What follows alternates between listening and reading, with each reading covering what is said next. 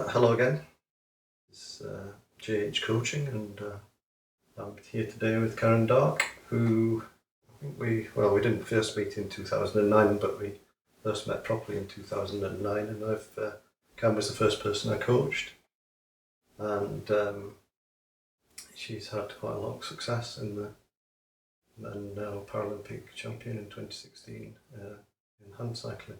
So what I want to talk about is how I'm quite interested in two things, as you know, because we know each other quite well. One being elite sport and performance, and how to get the best out of yourself, both as an athlete and a person, but also how sport and sport as opposed to exercise can be helpful in managing mental and physical health. So it's a bit of an open question, but maybe you could talk a bit about how you found sport helpful in your life, both mental and physical health. Oof. Well, I suppose sport's always been a big part of my life, but not at the Paralympic level and not in terms of training pretty hard all the time, really. So yeah, physically, it's made a really positive difference generally, apart from when I've got to the point of overtraining, which has been a couple of times.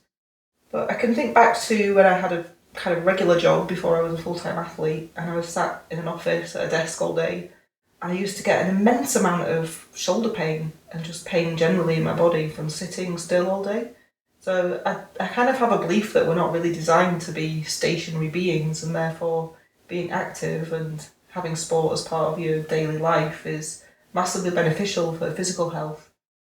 So even though now I'm doing a lot more hours and intensity and training really hard sometimes, probably 90% at least of the time, I feel physically way better than I ever felt when when it wasn't such a big part of my life.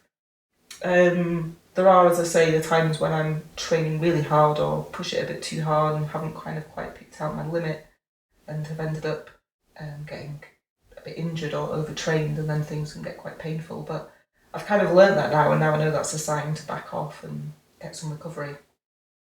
And then mentally, I mean, it's just, for me, the attraction to cycling has always been that I get to go outside and be in nature. And to some degree, I do less of that than I did because I'm so focused on my training plan that I have less time kind of riding in forests or doing the more fun kind of cycling that I used to do a bit more of. But then it still means that I am basically getting outside a lot on a regular basis for hours at a time, and just that release that gives me, both the combination of being in nature but also just the physical activity and how it just kind of de-stresses life and feels just like everything can download while I'm out for a steady ride and come back with a clear mind and feeling no stress. So yeah, mentally and physically it's been hugely beneficial.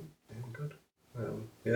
That's what I felt as well. So do you find it useful to have, sport, sort of in my thinking, sport provides a focus, and do you find that having a focus and sporting goals useful? Yeah, I mean, I'm a massive advocate of if you don't have a goal in your life, then it's harder to get out of bed in the morning. So I suppose I've found those goals largely in sport. I don't have my own kids, and clearly sport has become my job. So I do have other goals and challenges outside of sport, but definitely having some goals in sport keeps me really focused and motivated to train physically.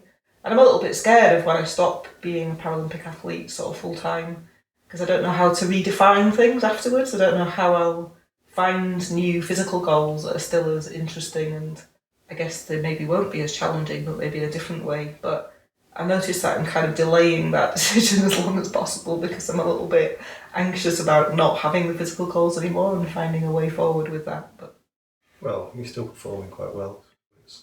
For now, I can hopefully carry on a bit longer. Yeah. I find that as well. I find it actually, if I don't have a goal, then I find it hard to get out and do things. Well, I think there's a lot of days as well when even though you wake up and you maybe don't feel that great or that motivated, if you have a goal and you do just get on and do your session or your training plan or whatever it is, and suddenly you do it and you feel better again, feel like a lot of the time it gives me energy or the endorphins make me feel better again. Whereas if I just kind of went out without a goal, I might just limp around and feel a bit flat and get back and think, oh, I still don't feel that great.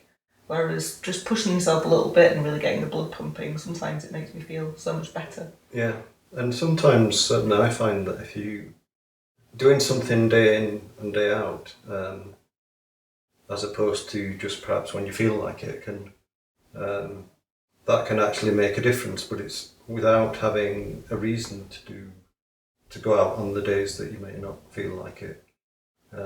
You may not go out, and therefore it sort of. Perhaps even more than just dilutes the benefit of it, it might lead to some negative spiral. I doubt that would happen with you, but certainly with some people, and you end up not doing anything and spending perhaps days sitting on the settee watching Netflix or whatever. And yeah, maybe. I spend days doing that anyway, recovering. In fact, I was saying to my family recently that part of when I eventually do stop competing all the time, but part of what's great about it is it's just a really convenient excuse.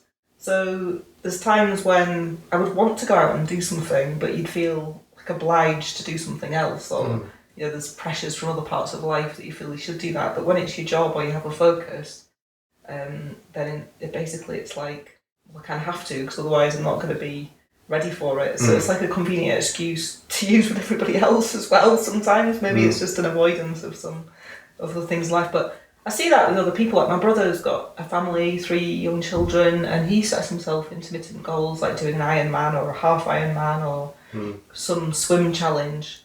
And I think if you've got a full-time job and a family and all this stuff going on, if you don't have a goal, on one sense you might say it puts extra pressure on you, but in another sense it maybe just motivates you to just make that time in a day for yourself and fit something in and get that physical activity that otherwise it'd be really easy to let slip. And perhaps even though you use the term excuse, perhaps if you didn't have that excuse and you didn't act on that excuse to get out, that would be breaking the routine, the process, and so although you're sort of using it as an excuse to get out, you're still getting the benefit of, which you wouldn't have had if you didn't have a reason to get out and sort of continue that and I think activity. I think in my own mind I sometimes think that I have to give other people an excuse to excuse myself from, but no one else needs an excuse. I think I'm just giving myself the excuse to actually get out and do something that you enjoy and make sure it's a priority in your day. And have you, you've had contact with a lot of athletes over the years before you were a hand cyclist and a professional athlete, and have you noticed anything particular in other benefits to perhaps other athletes that you can think of? Or? I think I would sort of maybe have a caveat in there that when it becomes a full-time job, so on the one hand it's really beneficial for your mental health, and I think there's a risk that it becomes unbeneficial if you put in too much pressure on yourself to always achieve or perform or taking it all too seriously. And it's quite hard not to when it's your job and maybe your next year's salary and future depends on it, or what effort you've put in for 3 years and 10 months will you get selected in the final 2 months before an Olympic Games or Paralympic Games. So I see a lot of athletes who are full-time who either during the process or afterwards, on retirement or after a big event like an Olympics, can become sort of have damaging effects from mental health. And certainly I experienced that post-Rio and become Paralympic champion. I think I just focused so much into it and kind of almost ignored some big life events that had happened in the 2 years before it. From all sorts of things, from surgery to relationship breakup to all sorts of stuff, and I just kind of buried it all into training. And then I think at some point, if you don't deal with other things, the other bits of life emotionally, it can catch up with you. So I think it did that for me after Rio, and I kind of experienced a bit of burnout. But yeah, I think for me it's always about, to stay mentally healthy, it's always about having the balance, and I think exercise is a hugely important part of staying mentally healthy for me. Yeah. But yeah, it's a bit, So, times it can go too far. I mean, there's a couple of things that I was thinking while you were talking. Is one, recently I've been thinking quite a lot about process, what we call process goals, which is basically if you go through the process of things that are controllable, like getting up, having a proper breakfast, sleeping properly, actually just executing the training sessions to the best of your ability. Although you have target, when you work with power, although you have a target power, that the power that you actually hit is just a guide. The important thing is to do the training as best you can, and hopefully that will ultimately end with you reaching your the goal that you don't have as much control over. And having this type of process goal also might have you, like, checking your pulse rate every morning. If that varies, or your weight or your mood, will help you spot these periods of downtime, which are sometimes easy for your friends and family to spot, but not always for yourself when you're so intimately controlled. And also for me as a coach, I'm quite often wanting to get the best out of an athlete. It's important for me to sort of take a step back and look objective. Yeah, I've not always been very good at measuring some of those baselines for myself, but I suppose I've been doing it so long that I do generally have a good feel for where I'm at. And in the past, in the early days of training sort of more seriously, if I didn't make the powers in a session, I'd be really disappointed. I'd think, oh, what am I doing wrong? And now I realise that, yeah, it's just feedback. If you don't make it, it's probably because you need to have a little bit of a rest or back off, or you're a bit tired. And I tend to keep my self-talk very positive. So today, for example, I had a big power session, I didn't make it, I had to abandon, or I decided to abandon because I wasn't going to hit the powers that I needed to. And instead of telling myself off and or saying anything negative, I'm just like, okay, that's fine, you just did your best, you started it, you tried, and that must mean that you need to come up with some rest. Yeah, I mean, you've certainly learned to have perhaps a more healthy attitude to training, but I mean, the other reason you might not hit your powers is because your coach has got it wrong. Like, I mean, the targets are just not arbitrary, but they're an estimate of what you can achieve on a given day, and it's certainly not your fault if you don't hit the powers. I think that's good. Well, it might have been if I'd been on a big bender last night and drunk alcohol or something, but I didn't. I had a good sleep and ate well. Yeah, that's all part of the process, isn't it? Okay, well, thanks, Karen. It's been great to share some insights. Thank you. It's all down to you. And, 10 years of working together. Yeah, well, thank you.